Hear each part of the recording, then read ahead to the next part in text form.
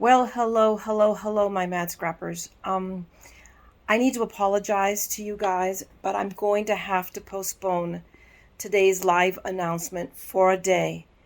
I was in a car accident last night. I'm okay. I'm very sore. Luckily, the airbags deployed, and they saved my life. I had my niece with me. She's okay. She hardly has a scratch on her. I'm the one that got more banged up, and I'm really sore and I'm dizzy, and I'm not up to it. So it's like, really, I can't imagine how lame you guys might think I am. And seriously, I mean, who would have thought? But it did happen. I'm okay. The car is not, but I am. I'm here, and at least I'm talking to you. I'm just really, I hurt, and I just need to lie down. I'm dizzy. So I am postponing it till tomorrow, 5:30 p.m. Pacific Standard Time. So you guys are gonna have to hang out for one more day.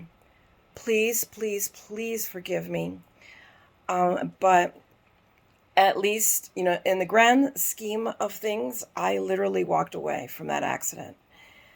And I consider that miraculous. My guardian angel, is very tired right now. But I thank God and I give all the power to him that he said, "This is not your time yet, Mayra."